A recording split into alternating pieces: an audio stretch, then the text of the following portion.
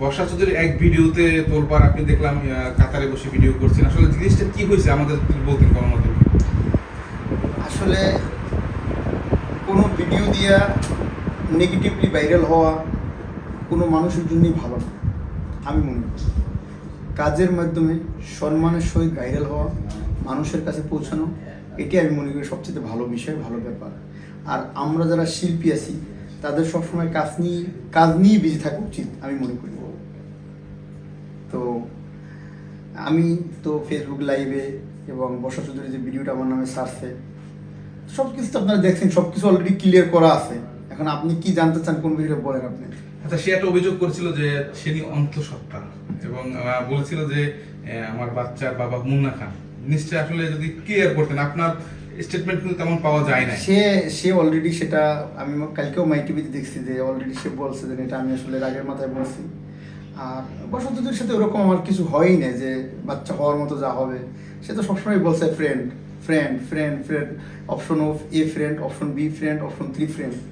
তো এই জায়গা থেকে যে বাচ্চা তো হওয়ার কোনো কথাই ওঠে না। আর 3 মাস সে বলছে, 3 মাসটা আমাদের যে বন্ধুত্বের সম্পর্ক, আমরা যে ফটোশ্যুট করছি সেখানে তো 3 মাস হয়নি, মাত্র 2 মাস 10 দিন যখন বলছে তখন 2 মাস 10 দিন ছিল। তো সেটা সে অবশ্যই ক্লিয়ার করে দিয়েছে অলরেডি। তারপর আরো একটা বলেছে যে আপনাকে নিশ্চয়ই নেপাল ট্যুরে গেছে, জিনিসটা যদি ক্লিয়ার না না, আমি তো বলছি যে নেপাল গেছে, সে তার ইমিগ্রেশন চেক করার জন্য সে নেপালে গিয়েছে। তো তার কেউ ছিল না তার সাথে সঙ্গ দেওয়ার মতো, তাকে একটু হেল্প করার জন্য। তো ওই জায়গা থেকে আমি যখন বন্ধু ছিলাম আমাকে বলছে, আমি তাকে একটু হেল্প করতে গেছি, আর কিছু না। আবার পরের দিন চলে আসছে। আচ্ছা, হঠাৎ করে বর্ষা চৌধুরী ইউটার্ন কেন নিল? একটা ভালো সম্পর্ক, বন্ধুত্ব আমরাও দেখেছি মিডিয়ায়, হঠাৎ করে কেন ইউটার্ন নিল? ইউটার্ন নেওয়ার কারণ একটাই, কারণ আমরা শিল্পী, যারা শিল্পী তারা আসলে দিন শেষে কিন্তু আমরা দর্শকদের জন্য, জনগণের জন্য, দর্শকদের জন্য, ভিউয়ার্সদের জন্য কিন্তু কাজ করি। যখন আপনি একজনের সাথে কাজ করবেন, সেটা কিন্তু জনগণই আপনাকে ভালো মন্দ কমেন্ট করা বা শেয়ার করার বা আপনাকে সাপোর্ট করার মতো একমাত্র দর্শকই আপনাকে অনুপ্রেরণা যোগাবে যে আপনি কি কাজটা ভালো করছেন না খারাপ করছেন। যখন আমি দেখলাম যে এই মহিলার কাছে পাশে দাঁড়াবার পরে একটা মানুষ আমাকে ভালো বলে না, একটা মানুষ তাকে ভালো বলে না, তো আসলে ওই জায়গা থেকে আমি চাইছিলাম যে না, যতটুকু হয়েছে এর বাইরে আর যেতে চাই না। কারণ আমি তার বিষয়ে অনেক কিছুই জানতাম না। যখন ধীরে ধীরে আমি জানতে পেরেছি যে আসলে এই মানুষটা মায়ার নামে মায়া কেনা বেচা করে, এক কথায় মায়া কেনা বেচা করে, তখন আমি চাইছিলাম আস্তে আস্তে অ্যাভয়েড করা শুরু করছি। তো ওই অ্যাভয়েড কেন করলাম, কি কারণে করলাম, এই কারণেই। আচ্ছা, তাহলে কি মুন্না খান কি বন্ধু চিনতে ভুল করেছে? অবশ্যই। বর্ষা চৌধুরী একটা কথা বলছে যে আপনার একটা কমিটমেন্টের মধ্যে আছেন, সেই কমিটমেন্ট আসলে কি ছিল? কমিটমেন্ট বলতে, যখন বন্ধু ছিল, যখন একজন মানুষকে, একজন প্রযোজককে, একজন প্রবাসী ব্যবসায়ীকে, একজন টাকাওয়ালা লোককে, তাকে কনভিন্স করার জন্য যা ব্যবহার করার দরকার সবই সে করতে পারে, সব অভিজ্ঞতাই তার ভিতরে আছে। Because she is very experience person for blackmailing. তো ওই জায়গা থেকে তাকে বলছিলাম যে আচ্ছা আমরা তো বন্ধু, তো যতদিন তুমি আমার ভালো বন্ধু থাকবে ততদিন আমি অবশ্যই তোমার সব বিষয়ে তোমার আমি সাপোর্ট করবো, হেল্প করবো।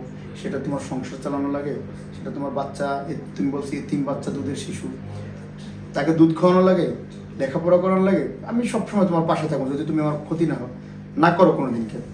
তো ওই জায়গা থেকে যখন ক্ষতি করা শুরুই করলো, পোস্ট কিন্তু সেই করছে, ভিডিও কিন্তু সেই ছাড়ছে। আকাশ টিভির তার স্বামী না সেটাও সে ছাড়ছে, আকাশ টিভির তার স্বামী সেটাও।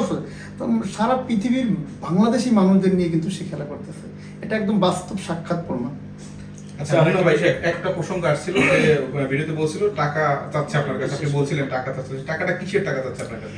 টাকা চাইতে বলছে যে আমি তোমার সাথে ফটোশুট করছি, আমার এখন কাজ নাই, আমি এখন আগে ব্র্যান্ড প্রমোশন করতাম, সেটা করতে পারতেছি না। আকাশ টিভির আমাকে মামলা দিয়েছে, মামলা চালাতে হয়, এই প্রবলেম সেই প্রবলেম, টাকা শর্ট থাকতে হলে 1.5-2 লাখ টাকা খরচ আছে। অবশ্যই সেটা আছে, আমি জানি। হেল্পিং হ্যান্ড আছে, বাসায় কাজের বউ আছে, বাচ্চাদের লেখাপড়া আছে। তোমার সাথে একটা কাজ করার পরে আমার জীবনটা এলোমেলো হয়ে গেছে, তুমি আমাকে একটু হেল্প করো।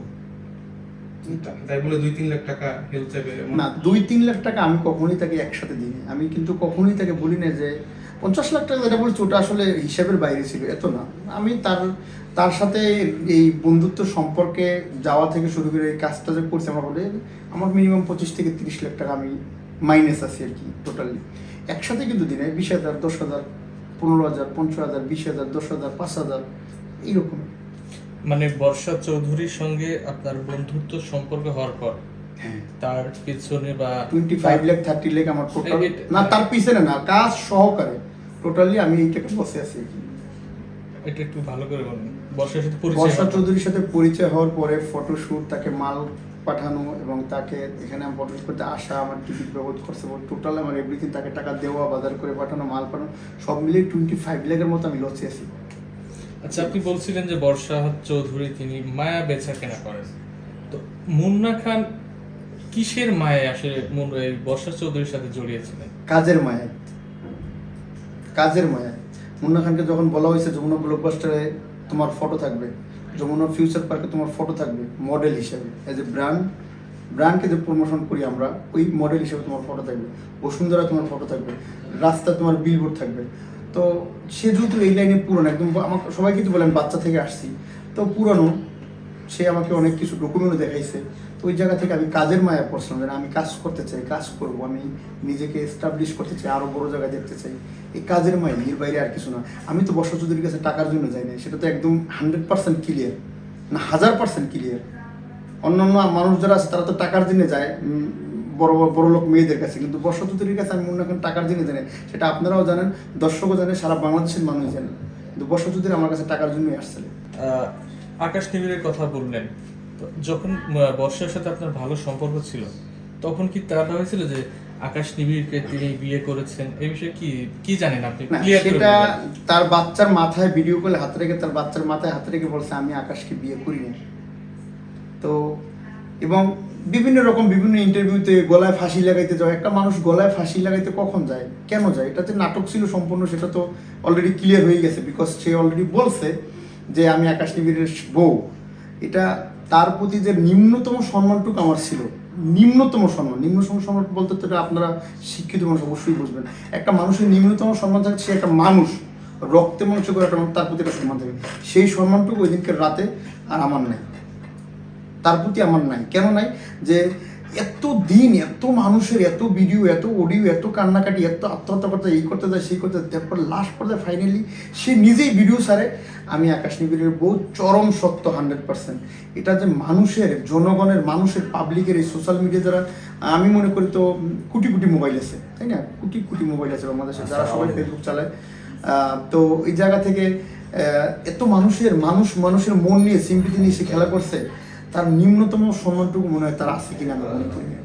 আপনি বলছিলেন যে বর্ষা চৌধুরী নাটক করেন বা এরকম মায়ায় ফেলেন, তা আপনার কি মনে হয় যে বর্ষা চৌধুরীকে অস্কার পুরস্কার দেওয়া যেতে পারে? সেটা তো পুরস্কার দেওয়া উচিত আকাশ নিবিড়ের আর রাসেল মিয়ার, আমাকে দেওয়া উচিত আমি মনে করি। কারণ এখন তো হামলার শিকার আমি হবো, হইতেছি অলরেডি। আমি কালকে তো দেখাইছি, আমার কাছে স্ক্রিনশট, ভিডিও, অডিও সব ডকুমেন্টই আমার কাছে আছে। কারণ I know that lady coming something wrong, ঠিক আছে? তো সে তো এরকমই মামলাবাজ, সবাই বলে মামলাবাজ। তো সে আমাকে এত সহজে ছাড়বো না, আর ছাড়ার পার্টিও না। আর সেজন্য আমিও রেডি আছি, ফাইনালি আমি একদম সম্পূর্ণ রেডি আছি। আর সারা বাংলাদেশের মানুষ আমার পাশে আছে, মিডিয়ার মানুষ আমার পাশে আছে, তারা আমাকে বুঝছে যে আমি ব্ল্যাকমেলের শিকার হয়েছি।